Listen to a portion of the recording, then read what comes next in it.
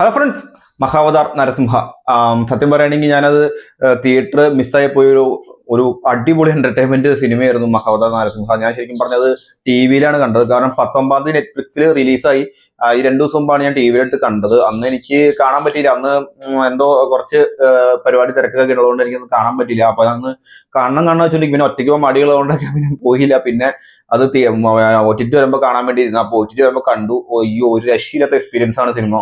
നമ്മൾ തിയേറ്ററിൽ ഭയങ്കരമായിട്ട് മിസ്സായ ഒരു സിനിമയായിരുന്നു മഹാവതാർ.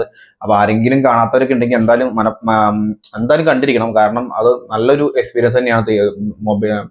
ടി വി തന്നെ കണ്ടിട്ട് അത്ര എക്സ്പീരിയൻസ് കിട്ടണമെങ്കിൽ അപ്പൊ തിയേറ്ററിൽ കണ്ട ഒരു അവസ്ഥ അതൊന്നും പറയാനില്ല. അപ്പൊ ഇനി എന്റെ അടുത്ത സീരീസും പരശുരാമയും കണ്ടാണ് വരുന്നത്. അതെന്തായാലും നമുക്ക് കാണണം. അത് 2027 കണ്ടാണ് പറഞ്ഞത്. എന്തായാലും കാണും, കണ്ടേ പറ്റൂ. അത്ര അടിപൊളിയാണ്. പിന്നെ മലയാളം ഡബ് ചെയ്തതും നല്ല രസമുണ്ട്. മലയാളം ഡബ് ചില സീനുകളൊക്കെ നല്ലോണം ഫീൽ ആവും. അതിന്റെ പിന്നെ ക്ലൈമാക്സിൽ 20 മിനിറ്റും ഒരു രക്ഷയില്ല സംഭവം. അപ്പോൾ കാണാത്തവരാരെങ്കിലും ഉണ്ടെങ്കിൽ എന്തായാലും കണ്ടിരിക്കണം. അപ്പോൾ എല്ലാവർക്കും